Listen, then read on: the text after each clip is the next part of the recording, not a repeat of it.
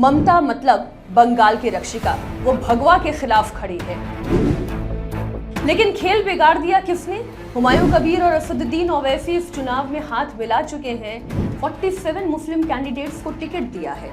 ममता बनर्जी ये बात जानती है कि इस बार का चुनाव उनके लिए उतना आसान नहीं होने जा रहा है। मस्जिद के निर्माण की बात कही तो ममता बनर्जी के लिए बड़ी मुश्किल खड़ी हो सकती है।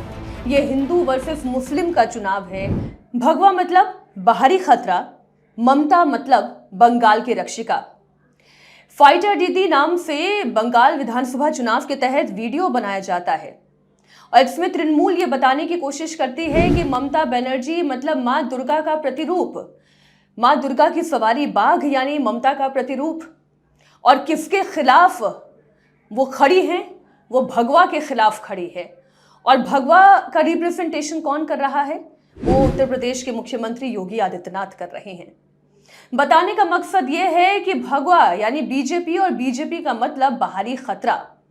और इसमें भगवा बार बार इस शब्द का इस्तेमाल मैं क्यों कर रही हूं, उसके पीछे का मतलब समझिए।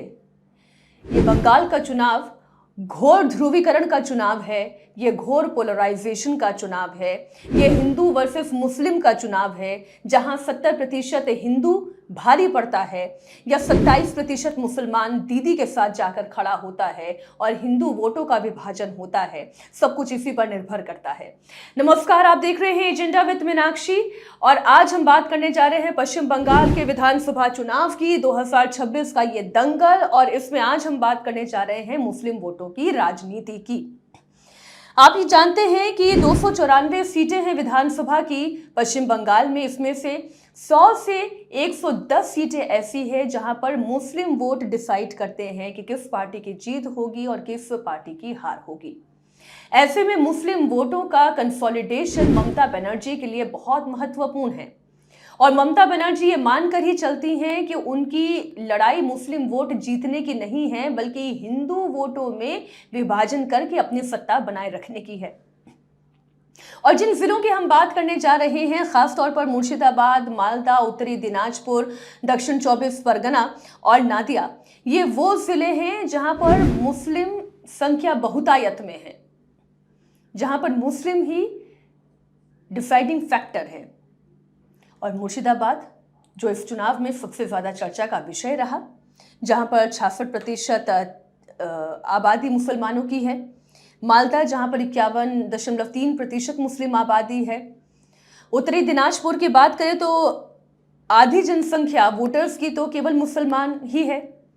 दक्षिण 24 परगना 35.5% मुस्लिम आबादी और नादिया 26.7% मुस्लिम आबादी के साथ ये वो डोमिनेंट जिले हैं जहां पर ममता बनर्जी मानकर चल रही थी कि यहां तो टीएमसी का ही सिक्का चलेगा। लेकिन खेल बिगाड़ दिया किसने? खेल बिगाड़ दिया हुमायूं कबीर ने और असदुद्दीन ओवैसी ने। हुमायूं कबीर और असदुद्दीन ओवैसी इस चुनाव में हाथ मिला चुके हैं। असदुद्दीन ओवैसी ये बता चुके हैं कि ये चुनाव ममता बनर्जी के लिए इतना आसान नहीं होने जा रहा और खुद टीएमसी से निकले हुए हुमायूं कबीर जब बाबरी मस्जिद की नींव रखते हैं, टीएमसी से निकलकर ये जताने की कोशिश करते हैं कि मुसलमान विरोधी ममता बनर्जी महाकाल मंदिर तो बना सकती हैं, दुर्गा मंदिर तो बना सकती हैं, दुर्गा बाड़ी तो खड़ी कर सकती हैं, उसके लिए राजकीय कोष से पैसों का आवंटन तो कर सकती हैं, लेकिन मस्जिद के लिए, मुसलमानों के लिए वो कोई कदम नहीं उठाती। तो वो मुसलमान जो आज तक ये मानकर चल रहे हैं कि ममता बनर्जी उनकी हितैषी हैं, दरअसल वो उनकी हितैषी नहीं है, वो डुअल फेसेटेड है। ये हुमायूं कबीर बताने की कोशिश कर रहे हैं। अब मैं पहले आपको ओवरऑल जनगणना के लिहाज से ये बता दूं कि पश्चिम बंगाल में किस अनुपात में हिंदू आबादी और मुस्लिम आबादी बढ़ी है। अभी मैंने आपको बताया ही कि 70% से ज्यादा हिंदू आबादी है और तकरीबन 27% मुस्लिम आबादी है। 2011 की जनगणना ये कहती है कि 9 करोड़ 13 लाख पश्चिम बंगाल की कुल आबादी थी और उसमें भी मुसलमानों की आबादी 2.5 करोड़ है।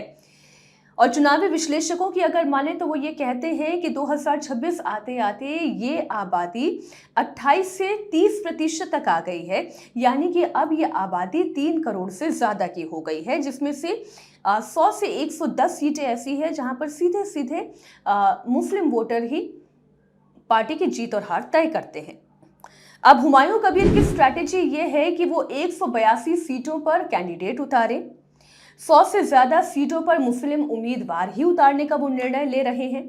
असदुद्दीन ओवैसी के साथ वो हाथ मिला रहे हैं और असदुद्दीन ओवैसी, आप जानते हैं कि बिहार हो वो खेल खराब कर चुके हैं पहले ही आरजेडी का, या फिर आप महाराष्ट्र की बात करें, वहाँ के बीएमसी इलेक्शन की बात करें, तो असदुद्दीन ओवैसी ये जानते हैं कि हैदराबाद से निकलकर उनकी पॉलिटिक्स महाराष्ट्र और बिहार तक पहुंची है। तो बंगाल में भी पिछली बार उन्होंने 6 सीटों पर चुनाव लड़ा था और इस बार ये संख्या इससे ज़्यादा होने वाली है।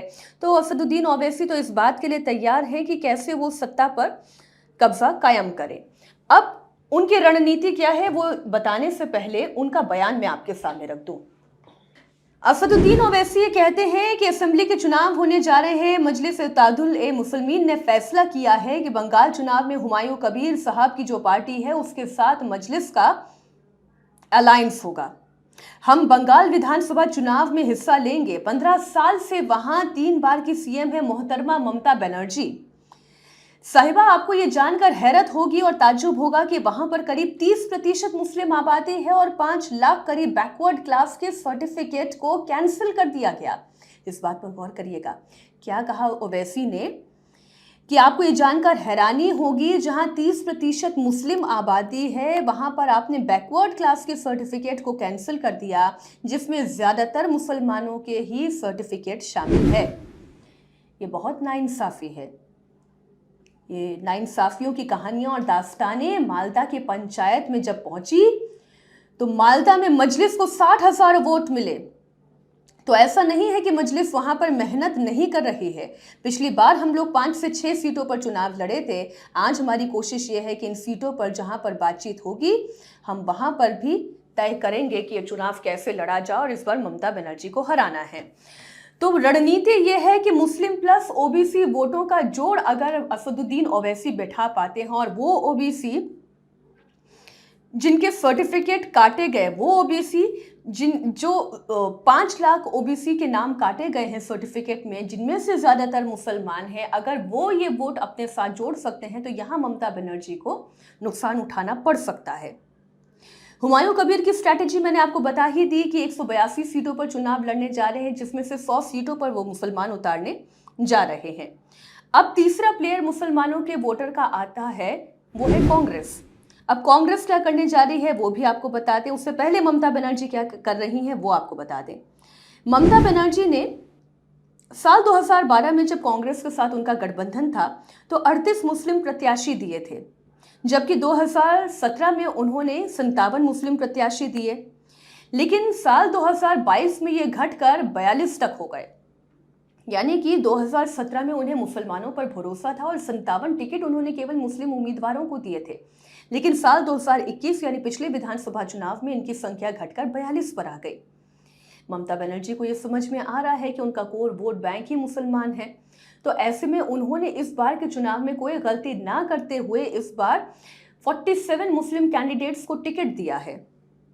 तृणमूल पहले भी कई बार मुस्लिम बहुल सीटों पर हिंदू उम्मीदवार उतार चुकी है, लेकिन इस बार वो कोई गलती नहीं करना चाह रही है, क्योंकि इस बार मुस्लिम वोटों पर दावा करने के लिए ओवैसी, हुमायूं कबीर और कांग्रेस पार्टी 3-3 प्लेयर हैं। ममता बनर्जी ये बात जानती हैं कि इस बार का चुनाव उनके लिए उतना आसान नहीं होने जा रहा है, इसलिए उन्हें महाकाल मंदिर बनाने के लिए भी आवंटन राशि देनी पड़ी, या आप ये देखें शिव मंदिर बनाने के लिए भी, दुर्गा बाड़ी बनाने के लिए भी उन्होंने राशि दी। वो नहीं चाहते कि मुर्शिदाबाद में हुमायूं कबीर खेल कर जाएं, इसलिए उन्होंने उसी वक्त उन्हें अपनी पार्टी से बाहर निकाल दिया जैसे ही उन्होंने मस्जिद के निर्माण की बात कही। तो इतना तय है कि ममता बनर्जी बहुत फूंक फूंक कर कदम रख रही हैं और बीजेपी का काम बहुत आसान बना रही है हुमायूं कबीर और असदुद्दीन ओवैसी की पार्टीज। तो अगर यहाँ से मुस्लिम वोटों का विभाजन हो गया तो ममता बनर्जी के लिए बड़ी मुश्किल खड़ी हो सकती है। ये तो केवल एक विश्लेषण है, जनता तय करेगी कि उसे ममता बनर्जी पर भरोसा है, शुवेंदु अधिकारी पर भरोसा है, या असदुद्दीन ओवैसी और हुमायूं कबीर पर भरोसा है। लेकिन ऐसे चुनावी विश्लेषण के लिए आप लगातार हमारे साथ बने रहिए। धन्यवाद।